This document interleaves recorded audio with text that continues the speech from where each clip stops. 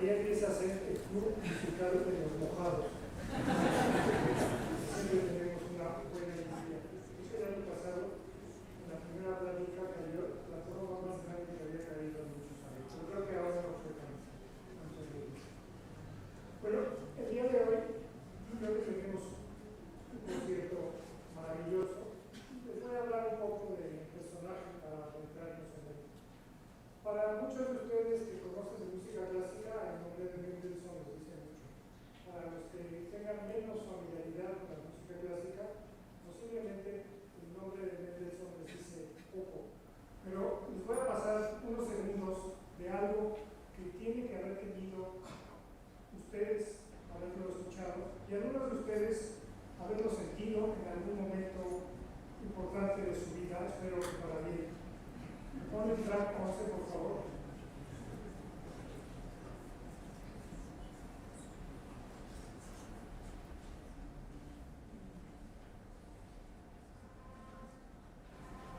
Más fuerte.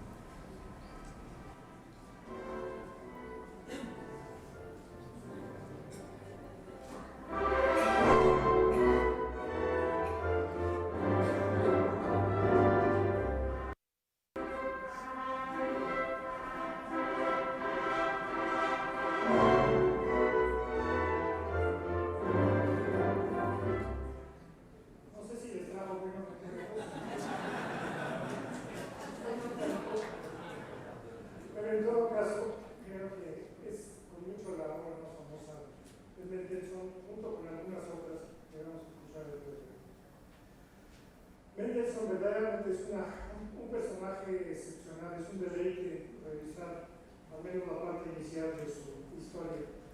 Fue uno de los genios precoces más notables de la historia del arte.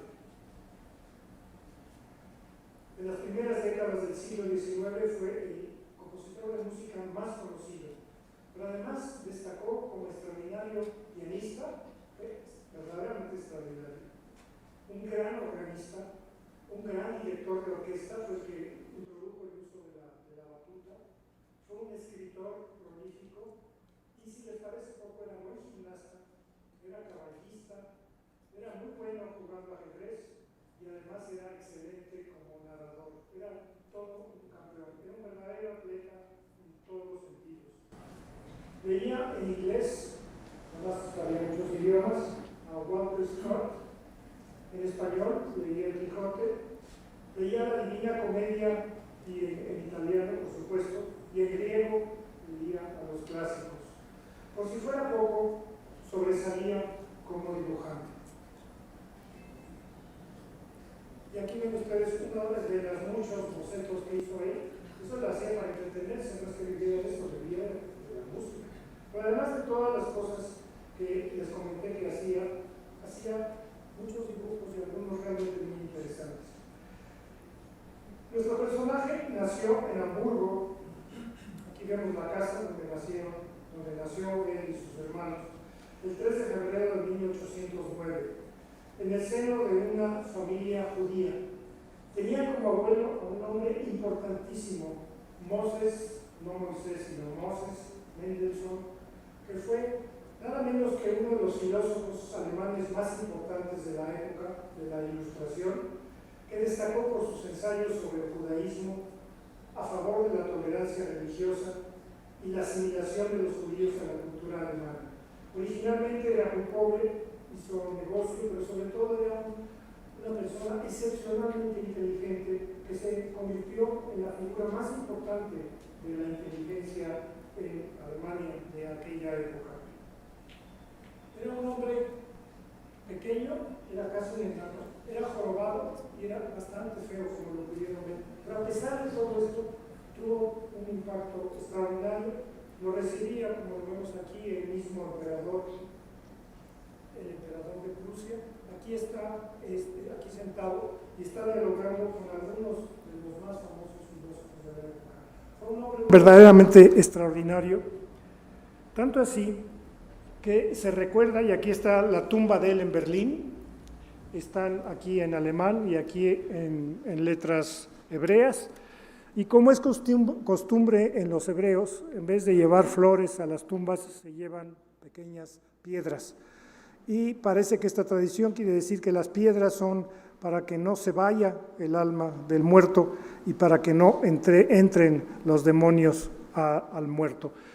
Y además que perdura mucho más indefinidamente, mientras no se lleven las piedras, mucho más que las flores que normalmente en otras culturas se utilizan para los muertos.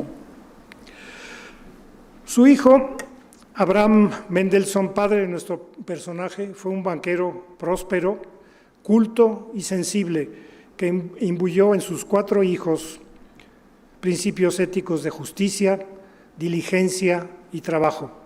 La madre, que vamos a ver dentro de un momento, vamos a ver a los padres, Lea Salomón, a su vez proveniente de una familia de conocidos banqueros y notable intérprete del arpa, estimuló los talentos musicales de 2 de sus hijos, de los que vamos a hablar hoy, de Fanny, la hermana mayor, y de Félix, el compositor famoso. Vamos a ver las ilustraciones, vamos a conocer a la familia, gracias a que Fanny se enamoró de un excelente dibujante y el excelente dibujante gratis les hizo retratos, primero a los suegros para quedar bien con los suegros y después a la que sería su esposa y al resto de la familia. Aquí está el padre, eran además retratos realmente muy buenos. Vuelvo a insistir, era gente adinerada, extraordinariamente culta, era el centro literario de atracción y musical de Berlín, siendo judíos, lo cual era excepcional. Este es el papá, pues ni feo ni guapo, pero la mamá pues ya salió un poquito mejor, pero las hijas eran muy guapas. Aquí está Fanny, el genio. Esta es la que tenía que haber sido la más famosa, porque supuestamente era mejor tocando el piano y mejor haciendo composición musical, pero veremos qué es lo que le pasó más adelante en la vida. Y aquí está nuestra amiga Rebeca, que es la otra hermana. Esta no salió tan talentosa, pero no era tonta. Y ahora vamos a ver a nuestro compositor y su hermano. No se equivoquen, no es mujer. Así era Mendelssohn de pequeño. Ese es Mendelssohn a los 12 años, todo retratado, todo hecho por el esposo, el que sería el esposo de su hermana Fanny, y aquí está el otro hermano, Paul, que tocaba música, pero que tampoco destacó ninguno de los otros 2, excepto Fanny y nuestro amigo Mendelssohn. Y aquí tienen al que se casó con Fanny, que era verdaderamente una mujer encantadora, además de ser muy guapa, como la veremos ya de mayor, era realmente guapísima. Y el problema con esto de que era tan guapo y tan bonito Mendelssohn, que todavía en algunos sitios en internet dicen que no era él sino la hermana, y aquí les traigo la prueba y dice retrato, se ve muy chiquito, pues dice retrato de Fanny. No, pues no era Fanny, era Félix Mendelssohn. Lo que pasa es que tenía el pelo un poco largo, pues estaría ahora muy de moda, pero más adelante ya se lo cortó, y se lo cortó entre otras cosas porque no quería que lo compararan con otro compositor judío de ópera que tenía el pelo muy largo y que no se llevaban muy bien. Abraham procuró para sus hijos educación esmerada y, para sorpresa de muchos, los bautizó al protestantismo. Esto era verdaderamente inusual. Es muy difícil entender esto, pero hay que irse a esa época, y era una época en donde los judíos se estaban asimilando y se querían asimilar como alemanes y se querían asimilar inclusive como cristianos. Y el padre dijo: el protestantismo es el credo de las personas más civilizadas. No contiene nada que te separe de lo bueno, y sí mucho de lo que te guía hacia el amor, la obediencia, la tolerancia y la resignación. Y a instancias de su cuñado adoptó el apellido. Ustedes habrán visto que se llamaba Félix Mendelssohn Bartholdy. Eso lo inventó, y el Bartholdy era el nombre de una granja, pero le sonaba como italiano, y entonces el padre los bautizó como cristianos y les puso un apellido adicional, pues un poco para disimular el hecho de que eran judíos. De esto hay unas discusiones realmente muy grandes, que no vamos a entrar en ello, sobre qué hizo Mendelssohn con su tradición judía, qué hizo Mendelssohn como cristiano, qué hizo Mendelssohn como alemán. Algunos lo consideran no muy positivamente y otros lo justifican plenamente. Tanto Félix como la hermana mostraron desde muy pequeños dotes sobresalientes como pianistas y compositores de música. Las primeras lecciones de piano las recibieron de la madre al tiempo que avanzaban en sus conocimientos de violín, composición musical, dibujo, historia, geografía, aritmética y griego. Más adelante, los hermanos Mendelssohn continuaron la formación musical con los mejores maestros de la época. Recuerden que era una familia con muchos recursos y entonces los niños estuvieron en las mejores manos. Finalmente, estuvieron en las manos del más famoso maestro de música de la época, Carl Friedrich Zelter, que era una combinación muy rara. Era pianista, era compositor, era amiguísimo del gran poeta y escritor Goethe y además, muy raro, era albañil. No me lo imagino siendo una gente tan cultivada tocando el piano y además siendo albañil, pero así se ganó la vida. Félix asistió durante 7 años con buen desempeño a una escuela primaria privada, hasta que el padre decidió ponerlo bajo la tutela de un profesor de historia por el que el alumno tenía gran apego. Pero la mamá, cuando se dio cuenta que estaba demasiado cerca del maestro, no sé por qué decía que estaba demasiado cerca, le dijo al papá, me lo cambias, y lo cambiaron por un filólogo, quien se hizo cargo de los pequeños Mendelssohn durante los años siguientes. Pronto Félix mostró cualidades no solo como pianista, sino como violinista y como director. Ahí lo ven representado, ya dirigía, como veremos dentro de un momento, tenía su propia orquesta, tenía su propio teatro en la casa. Digo, ¿qué niño de esta época puede no solo tener los mejores maestros, sino tener también una orquesta para que la orquesta le interpretara al niño sus propias composiciones? Con tan buenos resultados como compositor, que a los 9 años hizo sus primeras interpretaciones en público, llamando la atención por su fenomenal memoria musical. Ahí viene como que estuviera leyendo la partitura, pero en realidad no la necesitaba, porque era un poco como Mozart, que escuchaba toda una obra completa y era capaz de volver y repetirla al piano. A pesar de la formación en el ambiente restringido de su casa, al llegar a los 11 años, inició lo que uno de sus biógrafos importantes, Todd, llama la etapa de la precocidad explosiva. Esto está a los 11 años, lo vemos. Es un recuento de lo que hizo entre los 11 y 12 años, es de no creer. Más de 100 obras escritas en 2 a 3 años.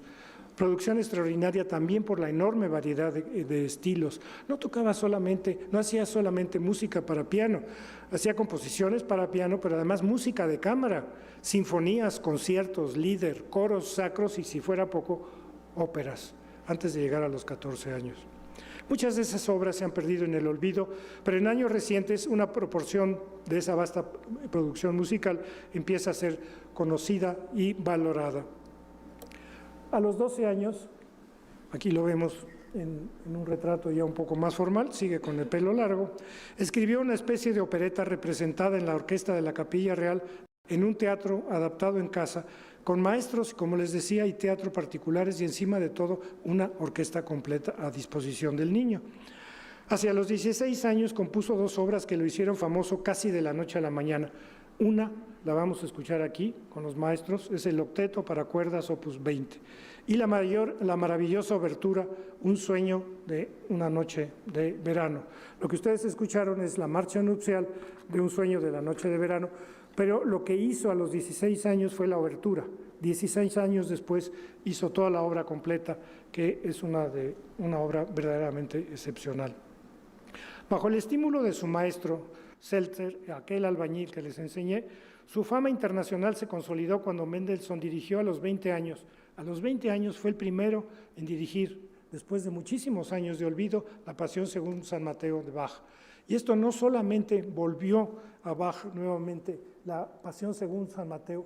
Aquí lo vemos con las obras, este es el octeto y esta es el sueño de una noche de verano, es justo el disco compacto que escuchamos un momento, la marcha nupcial. Y aquí Él, de su dinero, puso en Leipzig una, ¿cómo se llama?, una estatua recordando un busto de Bach, porque una de las cosas más importantes que hizo en su vida es revivir la importancia de Bach como una cumbre de la música, de la música clásica. Mientras tanto, Abraham le escribía a su hija Fanny, mientras la niña seguía estudiando, la niña seguía componiendo, la niña seguía 4 años mayor que él, perfecto. Pero llega el papá y le dice, tal vez la música llegue a ser la profesión de tu hermano, mientras que para ti la composición puede y debe ser solamente un adorno, nunca la raíz de tu ser y de tu actuar. Ya has demostrado ser buena y sensible en estos asuntos, permanece fiel a esos sentimientos y a esta línea de conducta. Son femeninos y solo lo verdaderamente femenino es un ornato para tu sexo. Le acabó la carrera. Y tan le acabó la carrera que algunas de las obras que escribió después Fanny a escondidas del padre las publicaron como con el nombre de Félix, no porque Félix se aprovechara, sino porque no había otra forma de publicarlas. Y durante los siguientes años, Fanny fue solamente la amiga, la confidente y la que revisaba las obras de su hermano. Porque vuelvo a decir, a decir de los que los conocieron, Fanny era cuando menos tan genio como compositora que su hermano. Vamos a ver aquí a doña Fanny. Aquí estaba pues de adolescente, como que no acababa de madurar del todo, pero aquí ya la vemos más grande y realmente sí está guapa. Toda la familia tenía buenos ojos, no sé de dónde los sacaron, pero ven, realmente los retratos del cuñado son realmente muy buenos. Aquí la vemos ya mayor, poco antes de morir, aquí ya los ojos se le hicieron un poco más pequeños. Pero ha pasado Fanny, y de hecho teníamos pensado hacer una sesión solamente de Fanny, y hubiera habido material suficiente para hacerlo. Como lo vamos a hacer dentro de 2 meses, vamos a hacer por primera vez una sesión dedicada a una mujer compositora, a Clara Schumann. Gracias, Vero, que has aceptado hacer estas cosas un poco extrañas, pero que son de justicia absoluta. Y aquí vemos algunas de las obras que ustedes pueden ver, inclusive tiene biografías, hay varias biografías. La biografía que ven ustedes que dice la otra Mendelssohn es del más famoso biógrafo del hermano y encontró que era tan importante la hermana que le hizo su propia biografía. Y aquí vemos esto, lo que ustedes pueden conseguir en Amazon, pueden conseguir muchos composiciones, fundamentalmente de piano y canciones que escribió Fanny. Si bien la disposición de Félix para la música llevó a Schumann a considerarlo como el Mozart del siglo XIX, en realidad las diferencias entre ambos niños prodigio eran notables. Mozart, que lo vemos aquí, pequeñito, provenía de una familia modesta, como sabemos, ya lo hemos revisado varias veces. En cambio, la familia Mendelssohn tenía notable afluencia económica y social. En el primer caso, en el de Mozart, la motivación era la mejora económica de la familia. Para Félix, la enseñanza musical era inicialmente solo parte de su educación general. Mientras que Mozart fue expuesto desde muy pequeño a influencias musicales variadas gracias a sus numerosos viajes, Mendelssohn creció en la atmósfera conservadora de Berlín, basando su formación en compositores ya fallecidos como Bach, Haydn y Mozart. O sea que en realidad, a pesar de todas las ventajas que tuvo Mendelssohn, Mozart se enriqueció mucho más de niño por los viajes continuos que hizo con su padre. Culturalmente, se crió Félix en un ambiente a la vez judío, cristiano y alemán, y esto era muy complicado. Ser al mismo tiempo las 3 cosas es muy complicado. Ahora sería prácticamente imposible. La familia estaba bajo la influencia patriarcal de la tradición judía, pero participaba del fervor patriótico alemán frente a la guerra contra Napoleón, situación que favorecía la asimilación de los judíos en la sociedad alemana. De hecho, Félix no recibió instrucción religiosa judía. En cambio, a los 7 años, como dije, fue bautizado en la religión protestante en una ceremonia privada cuando le añadieron los nombres de Jacobo Ludwig o Jacob Ludwig y el apellido Bartholdy. Bautizado como cristiano, se acercó a la música protestante, sobre todo a la de Bach, y hizo dos obras muy importantes, dos obras cristianas, no hizo ninguna obra puramente judía. Los padres, a su vez, se convirtieron al cristianismo solo 6 años más tarde. Durante mucho tiempo, la familia ocultó a la abuela materna la conversión de sus nietos al cristianismo. Y él, Félix, nunca aceptó de buena gana el apellido Bartholdi, y no fueron pocas los pleitos familiares por haber adoptado el cristianismo. En vida tuvo que enfrentar Mendelssohn manifestaciones de antisemitismo, empezando por su maestro Seltzer. Su propio maestro le comentó al famoso Goethe: tengo a mi mejor alumno que es un hijo de judío, pero es muy extraño que un hijo de judío se convierta en artista. O sea, su propio maestro ya lo estaba tachando, recordando que era judío. Si bien Wagner nunca atacó en vida a Mendelssohn por su ascendencia judía, sí fue motivo principal de su virulento antisemitismo en un abominable ensayo que se llama El judaísmo en la música. Y ahí acabó con Mendelssohn, y esto en vida. En su tiempo, Mendelssohn fue sin duda el compositor más europeo, más famoso. Influenció a Schumann, a Brahms, e inclusive, por paradójico que parezca, al propio Wagner, quien se encargó después de decir que la música de judío era despreciable, y por ello los alemanes prohibieron, los nazis cuando llegaron al poder, prohibieron total y absolutamente la interpretación de cualquier música que fuera de Mendelssohn. En Alemania y Inglaterra, Mendelssohn fue extraordinariamente popular, sobre todo con la reina Victoria y el rey Albert. Aquí lo vemos, ahí está la reina Victoria y el rey, y ahí está Mendelssohn oyendo, como diciendo, este rey que mal toca el piano, pero seguramente no se lo decía.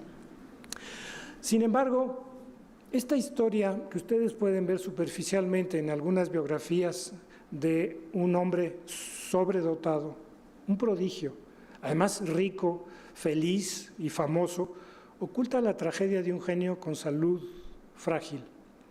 Hasta la adolescencia su salud era excelente, como lo demostraban sus intensas actividades como gimnasta, la natación, la equitación y el baile.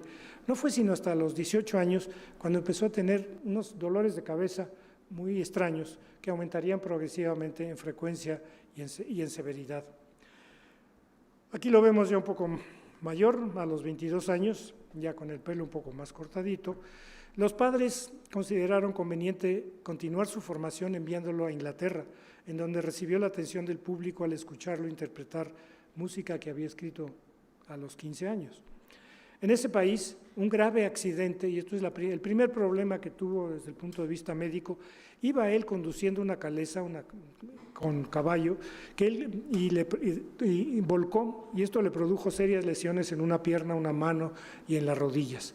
Para un pianista, el tener fractura de mano no era lo más conveniente, por lo que se vio obligado a permanecer en cama durante 2 meses con tratamiento a base de purgantes, de dieta y, por supuesto, como se acostumbraba y que hemos visto en muchos otros compositores, sangrías, como era la costumbre de la época. En una carta a su hermana, Félix mencionó cómo imaginaba que las ideas se le escapaban de su cabeza a medida que lo sangraban, a medida que le sacaban la sangre, dejándolo cansado y débil. Las lesiones sanaban, pero las cefaleas, los dolores de cabeza, le molestaban cada vez más. A su regreso de Londres a Berlín, enfermó de sarampión ya grandecito, con lo que pagó muy caro el no haber ido a la escuela con otros niños. Entonces se contagió de sarampión ya siendo grande, lo cual en principio puede resultar a ser casi mortal o mortal. Para su fortuna, esta infección, el sarampión, no tuvo consecuencias graves, pero fuera de obligarlo a una prolongada reclusión en un cuarto oscuro sin poder leer ni escribir. Eso es como trataban el sarampión, los encerraban en un cuarto y no podían tener luz ni hacer nada, ni leer ni escribir.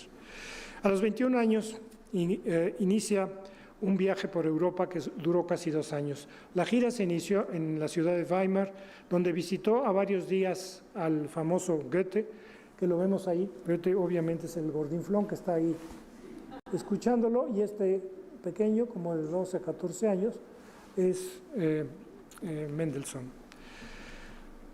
Él interpretaba al piano sus obras durante horas enteras, y el gran poeta, ya viejo, viviría solamente 2 años más. Luego Félix se fue a Múnich y más tarde a Viena, donde mostró poco interés por la música vienesa, al considerar, por ejemplo, las obras de Strauss como sentimentales. En Italia hizo buena amistad con Héctor Berlioz, a pesar de que dijo, oye, le dijo Héctor, esa sinfonía tuya, la Sinfonía Fantástica, es atroz. Y entonces Berlioz, que era medio malo, le dijo, pues tú no sé de qué te quejas, porque tu música es música de muertos, porque solo has estudiado música de muertos, porque estudió a Bach, estudió a Mozart, estudió a Beethoven, y no había estudiado, no había conocido, porque no había salido de la casa, no había conocido la música de su época. Más tarde en París sufrió el primer revés en su previamente exitosa vida profesional, por el escaso éxito de sus composiciones que no lograron atraer la atención del público. Para colmo de males, se contagió de cólera que asolaba París. Pudo, sin embargo, recuperarse en pocos días gracias a que solo recibió, en vez el tratamiento que le daban los médicos cuando tenían cólera, lo cual es fundamentalmente la gente se muere de cólera porque en 1 o 2 días tiene diarrea todo el tiempo hasta que se mueren. Y entonces, por fortuna, en vez de darle lo que le daban los médicos, que eran purgantes a los que estaban con diarrea, le dieron nada más pastillas de menta. Entonces, por eso se salvó, porque le tocó un médico muy poco convencional. De vuelta a Londres, volvió a disfrutar de un ambiente cálido y la excelente recepción de sus obras, si bien le afectó mucho saber que su maestro Seltzer, a pesar de que le dijo que era un judío, derogatoriamente, quedó muy afectado. Al morir, este hombre, el director de la Academia de Canto de Berlín, la institución musical más importante de la ciudad, quedaba libre. Y entonces Abraham, que como se habrán imaginado, Abraham era muy, siempre quería lo mejor para sus hijos, le dijo, hijo, preséntate a la candidatura de tu maestro que ya se murió. Los miembros de la Academia votaron masivamente a favor de otro candidato al considerar inadecuado poner a la institución en manos de un joven músico judío. El racismo empieza nuevamente a surgir y después vendría pues, el racismo realmente con toda intensidad. Este fallo representó para Mendelssohn un grave golpe a su autoestima del que difícilmente se repuso.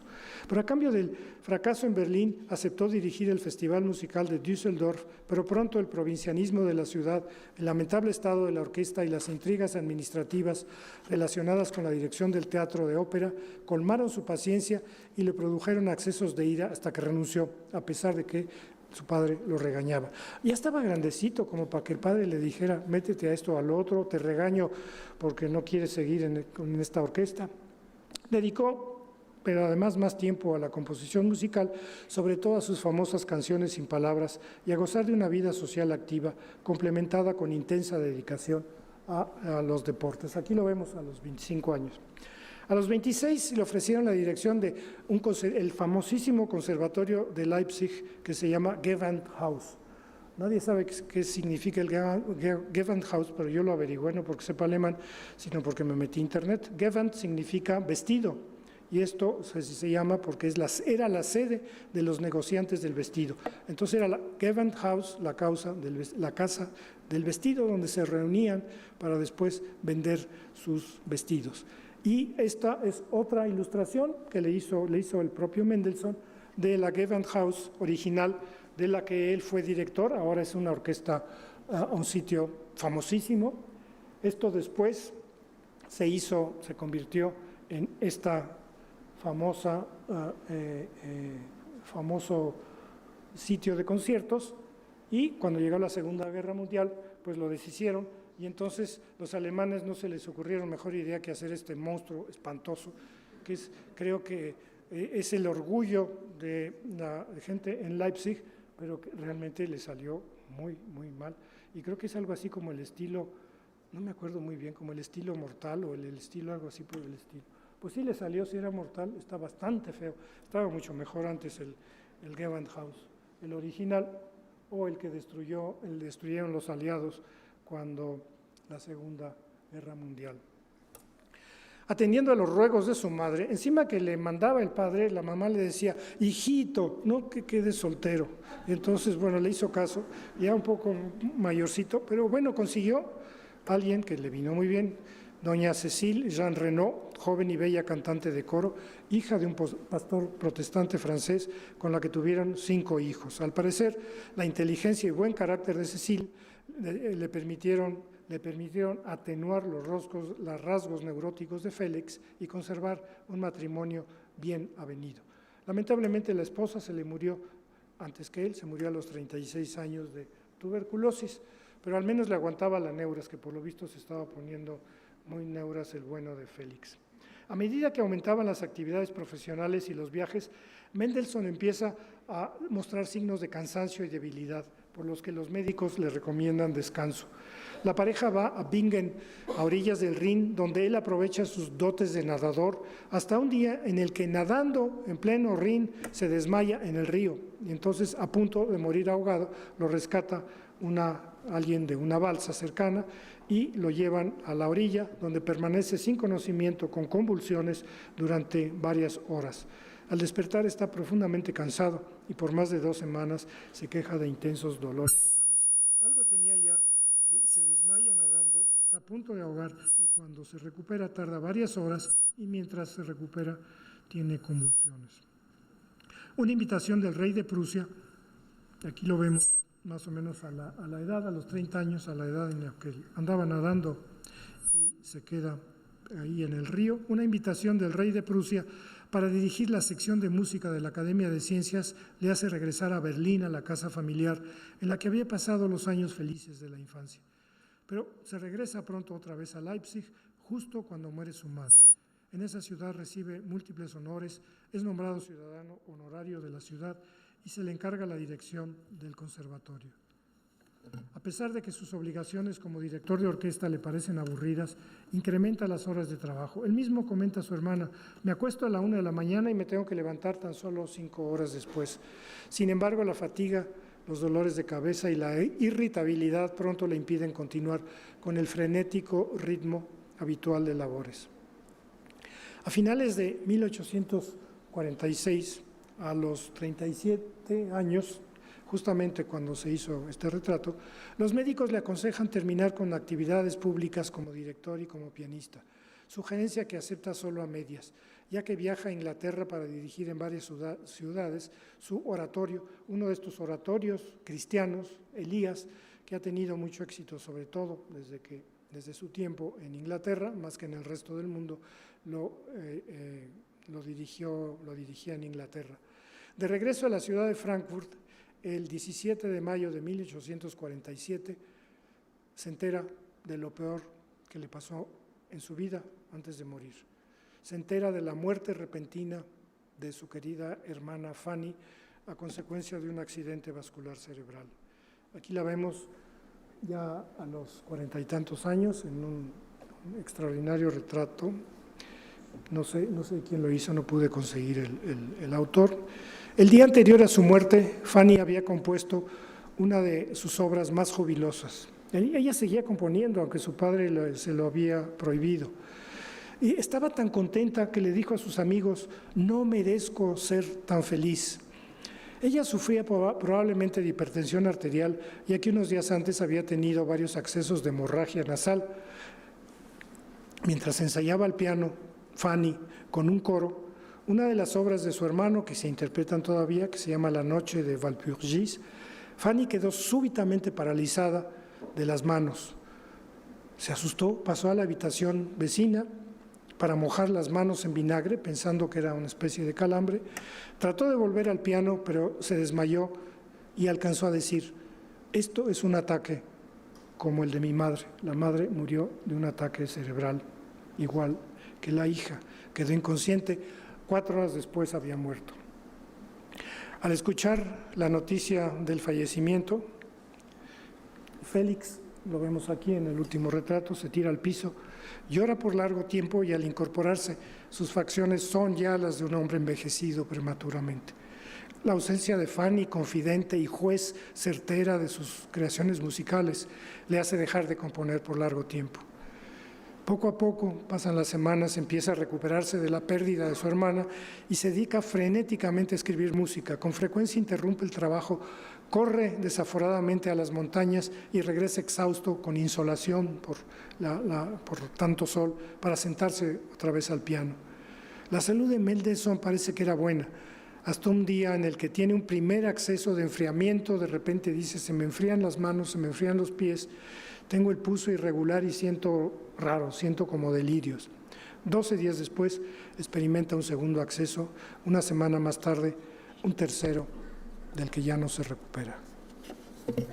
El 1 de noviembre cae inconsciente debido a un infarto cerebral, igual que la hermana, igual que la madre, y queda parcialmente paralizado, víctima de atroces dolores de cabeza. Después de varios días de dolorosa agonía, en lo que gritaba porque no podía contener el dolor de cabeza por la hemorragia cerebral, muere el 4 de noviembre a las 9:24 de la noche. Probablemente la causa de la muerte fue hemorragia subaracnoidea por ruptura de un aneurisma cerebral que sangró en varias ocasiones, por eso tuvo varios accesos antes de romperse y producir la hemorragia fatal. Los neurólogos han estado interesados porque son raros los casos en que hay toda una familia y posiblemente también alguno más de la familia Mendelssohn murió de la misma manera, y no es muy común.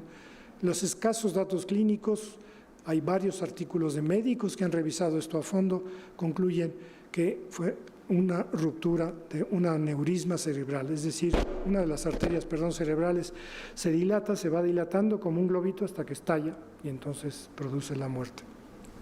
La causa de muerte de Félix parece ser la misma que la de Fanny y tal vez que la de sus padres, quienes fallecieron súbitamente, así como la otra hermana, Rebeca, también murió de lo mismo, o en todo caso con los mismos síntomas.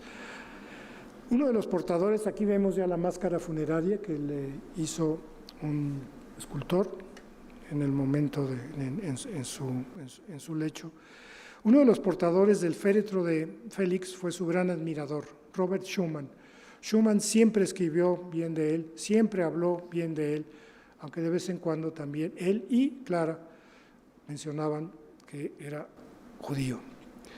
El cuerpo de Mendelssohn fue trasladado a Berlín en un tren especial hasta el cementerio de la Trinidad, donde se enterró junto a las tumbas de sus padres y de su hermana Fanny. Aquí vemos la casa donde murió, en Leipzig, y aquí vemos la cruz en Berlín, donde está enterrado. Como ven, es bien sencilla el sitio donde está enterrado Félix. Y aquí están dos placas que conmemoran a los hermanos Genio, el genio que sí fue y la genio que fue solamente a medias. En 1892 se colocó, lo ven en blanco y negro, en Leipzig, justamente enfrente del Gewandhaus, del conservatorio, un monumento completo de Mendelssohn, justo como decía, frente al Gewandhaus. La estatua fue destruida en una noche de noviembre de 1936 por órdenes de las autoridades del Tercer Reich. Fue totalmente desmantelada y no quedó una sola piedra. En 1991, las autoridades alemanas volvieron a hacer el monumento, que lo vemos aquí en colores, y tal como está ahora, enfrente del Gewandhaus. El antisemitismo de las autoridades hitlerianas del Tercer Reich hizo prohibir oficialmente la interpretación de la música de Mendelssohn por considerarla indeseable. Aún en pleno siglo XXI, en estos días, todavía hay rasgos de antisemitismo en buena parte de músicos alemanes que prefieren no interpretar a Mendelssohn. Mendelssohn produjo, y aquí vemos su estatua frente justamente al Gewandhaus.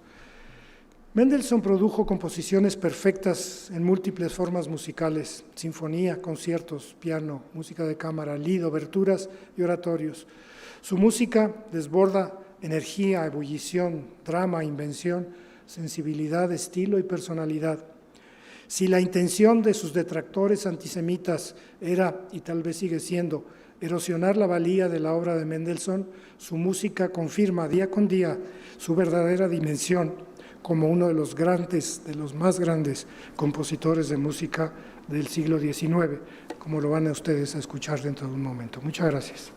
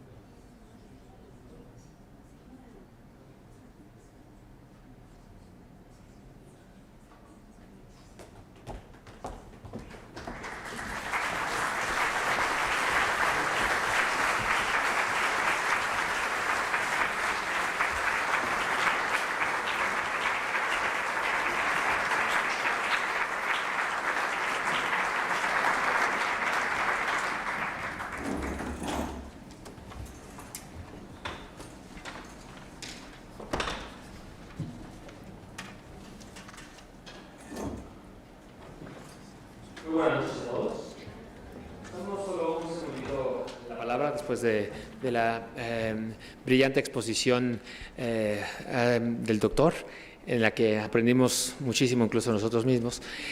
Solamente para comentar, bueno, tres cosas. Uno, el gusto de estar aquí presentando una pieza magnífica.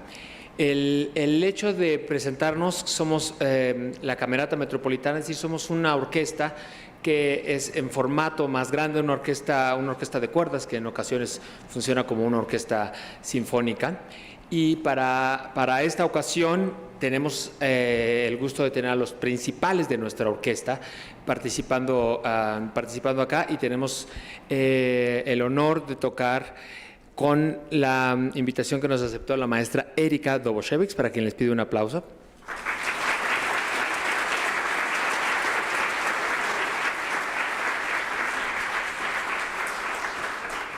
Al ratito me va a regañar porque es muy sencilla la maestra y no le gusta que hagamos presentaciones aparte.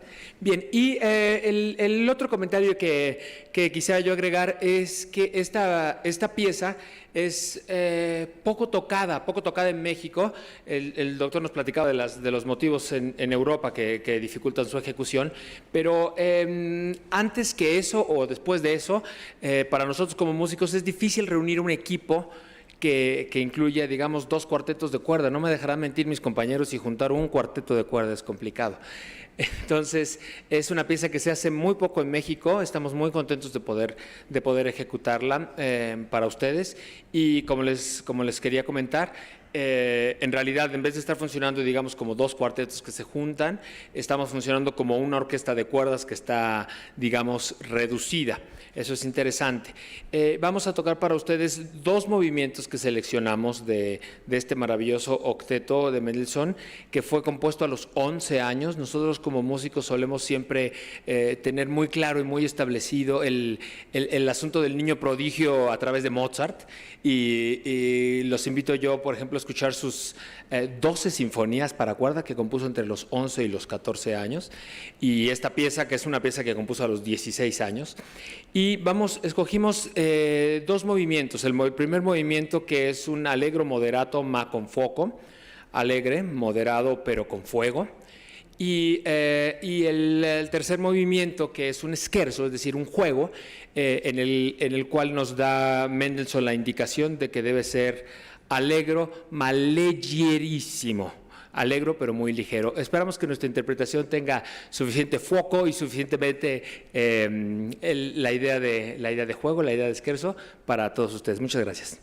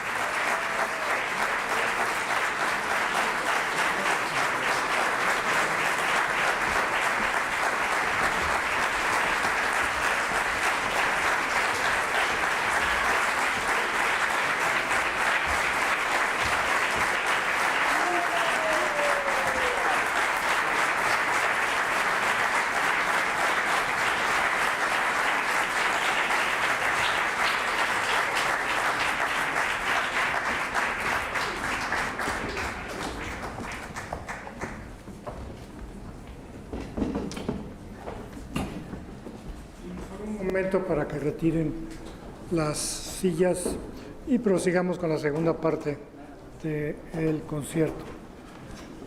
Al final, si se me olvida, recuerden que hay una pequeña sorpresa para algunos de ustedes. No se me vaya a olvidar.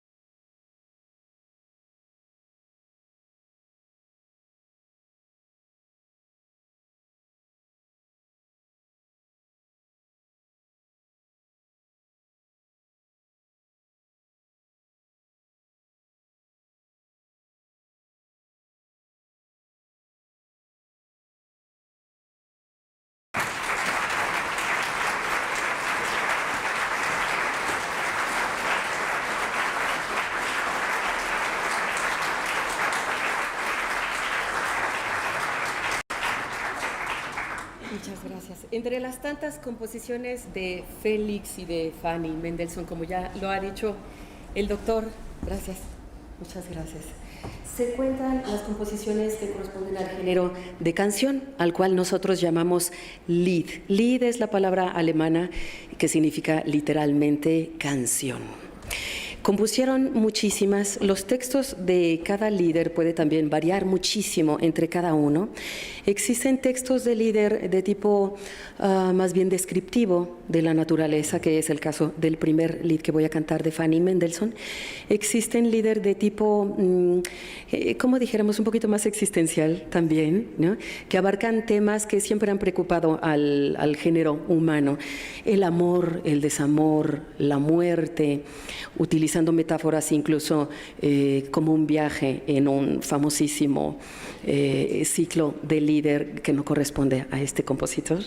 Pero en el caso de estos líder que hemos preparado para ustedes, los hicimos en breves bloques de 2 canciones cada uno, comenzando con el lead correspondiente a la tesitura de soprano, que es mi tesitura, seguido por el lead que corresponde a la tesitura de mezzosoprano, que es la tesitura de la maestra Verónica Alexanderson, acabando con un breve bloque de duetos que también compusieron muchísimos compositores de la época, duetos e incluso tercetos y cuartetos para la voz humana y el piano y para distintas dotaciones de música de cámara.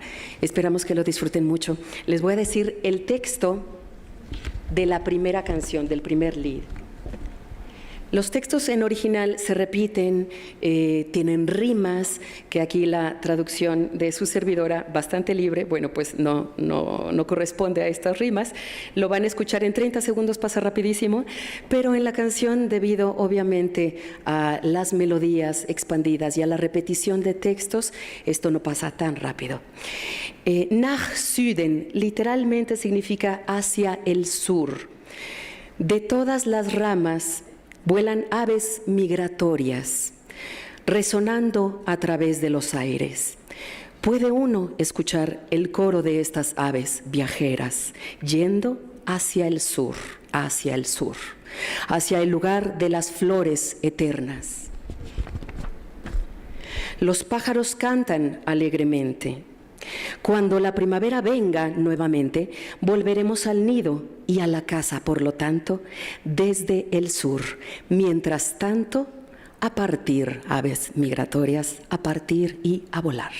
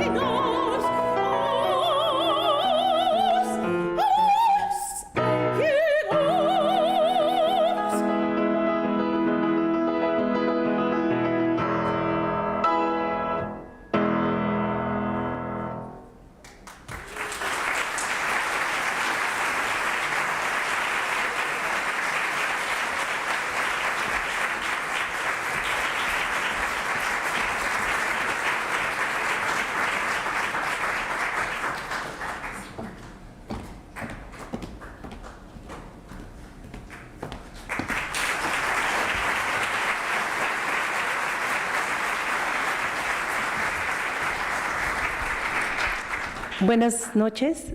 Es un gusto volver a verlos en esta nueva temporada de conciertos, de conferencias, concierto de la música y la medicina.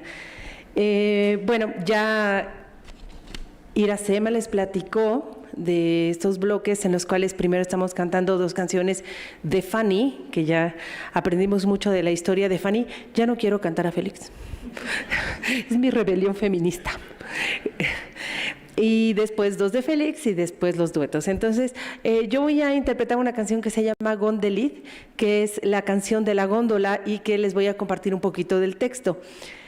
Oh, ven a mí, sí, a través de la noche, ven a ver transformar el ejército de estrellas.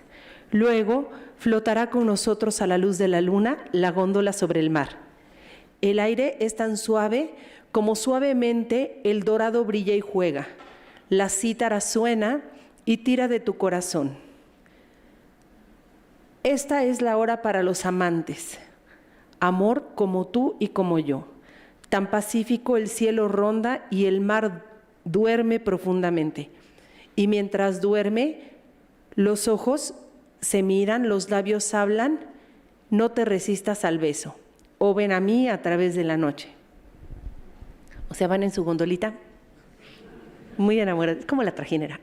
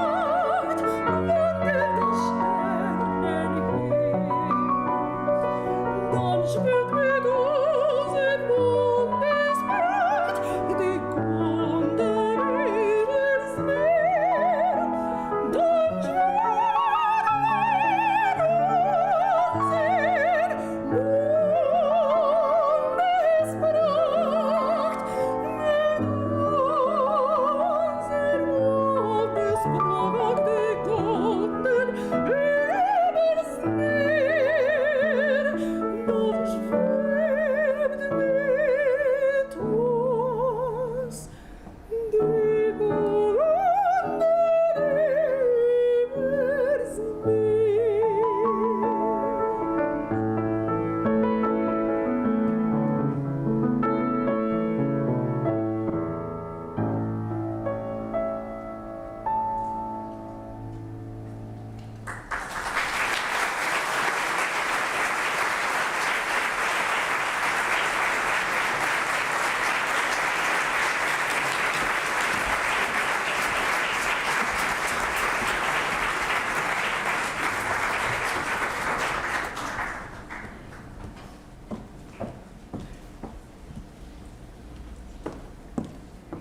nuevamente un Lied para soprano. Ahora, gracias. Cambiaremos de compositor a Felix Mendelssohn. El siguiente Lied se titula Auf Flügeln des Gesanges, que significa literalmente en las alas del canto. El texto dice así: en las alas del canto, amado o amada, te tomaré y te llevaré hacia las laderas del Ganges, a aquel bello lugar.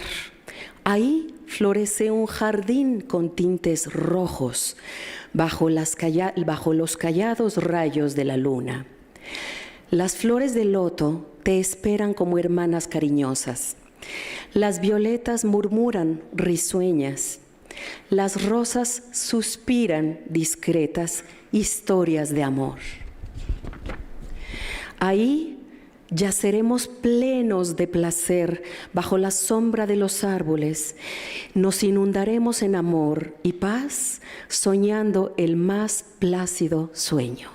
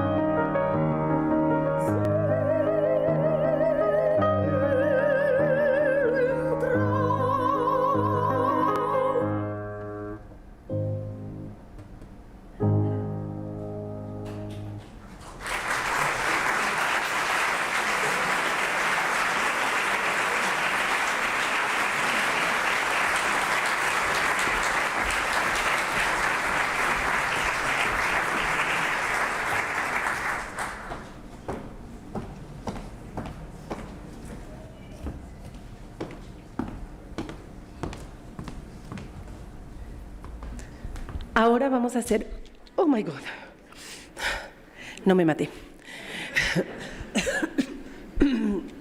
Perdón. Una canción de Felix Mendelssohn que se llama Nachtlied, la canción de la noche. Dice algo así como: el luminoso día ya se ha ido, de lejos escuchamos un toque de campanas.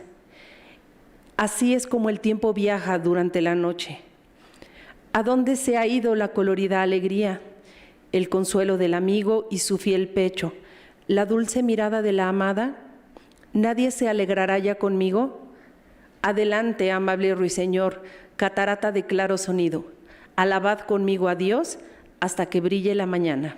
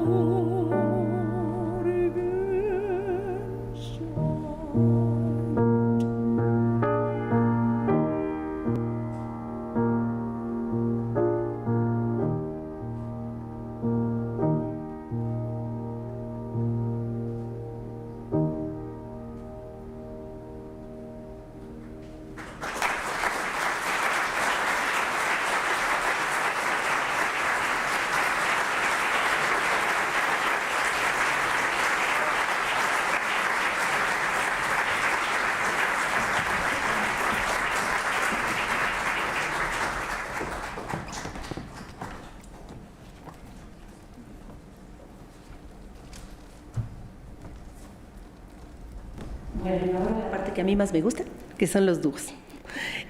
Vamos a hacer un primer dúo que Abschiedslied der Zugvögel. Es una canción de pajaritos. Qué hermosos estaban los bosques y campos. Qué triste está ahora el mundo. El hermoso verano ya pasó y tras la dicha llega la tristeza. Nada sabíamos de problemas, nos sentábamos bajo el techo de hojas, alegres y dichosos a la luz del sol, y al mundo le cantábamos.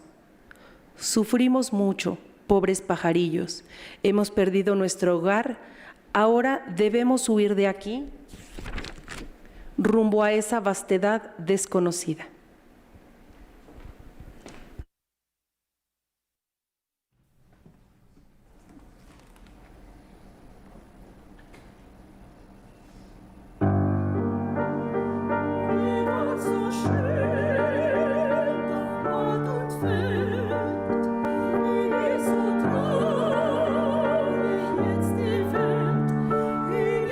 Ist die Schöne so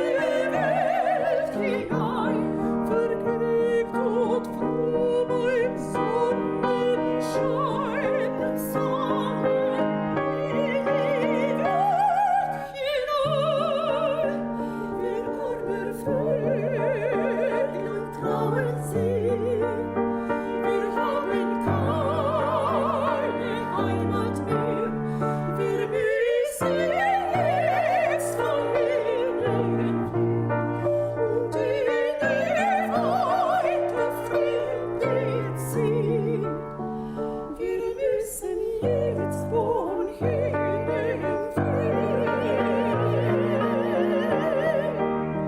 und in die weite Fremde ziehen und in die weite Fremde ziehen.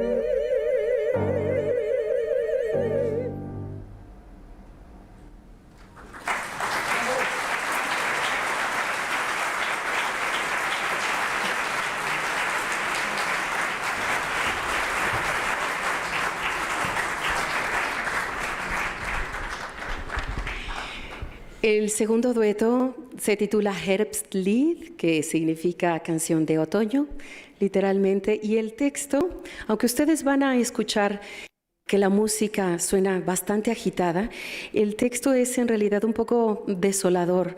No nos queda muy claro si es algo que está recordando y ya pasó o es en realidad como temor al futuro.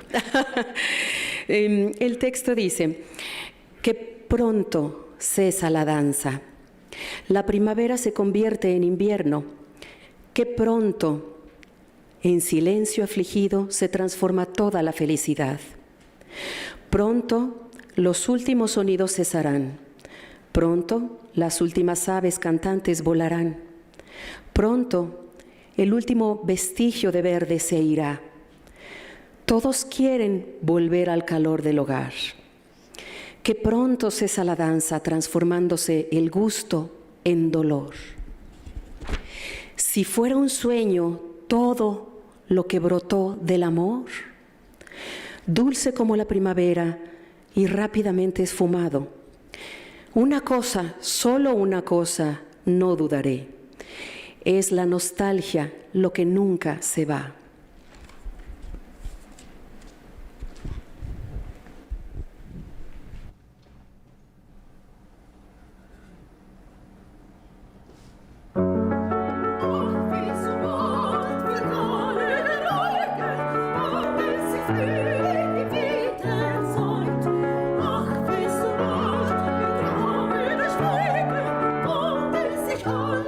Fröhlichkeit und in den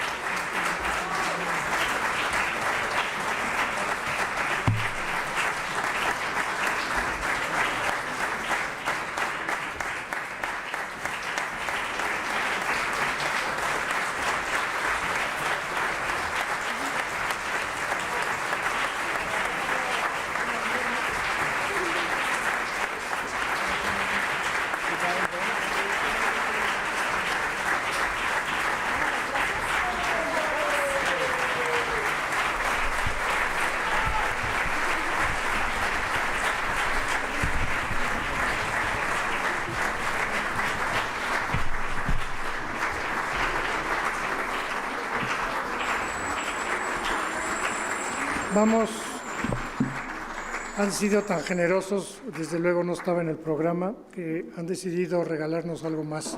Entre todos van a interpretar el final de Un sueño de una noche de verano.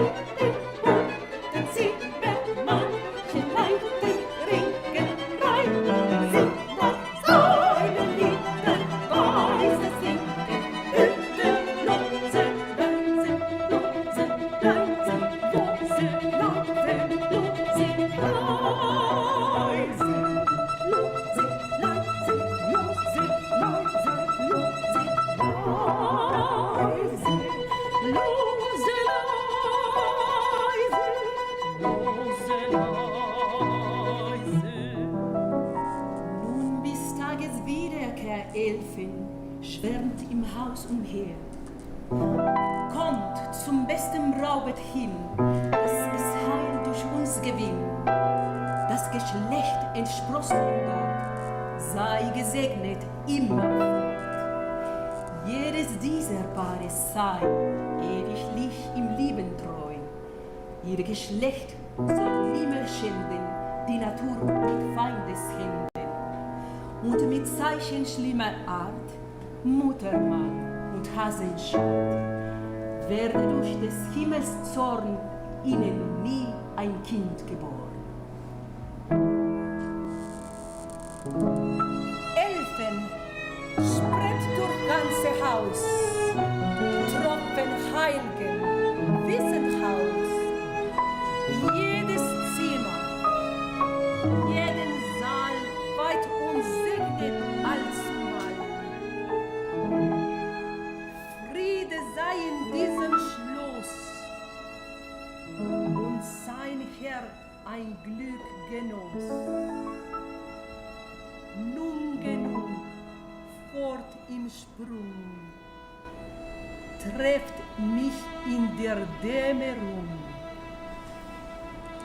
Nun genug, fort im Sprung, trefft ihn in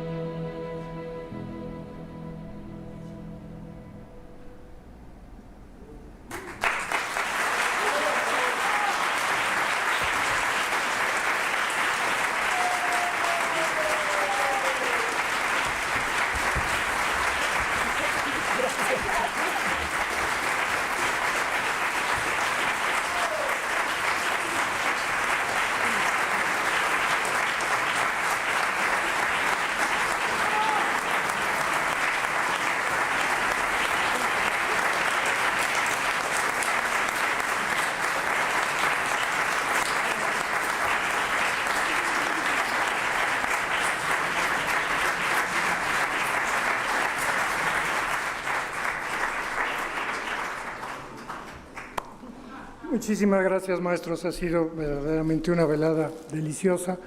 Gracias, Verónica, por haber organizado esto. No era fácil. Muchísimas gracias. Maestros, de verdad es un placer, es un honor tenerlos aquí. Esperamos verlos pronto. Muchas gracias.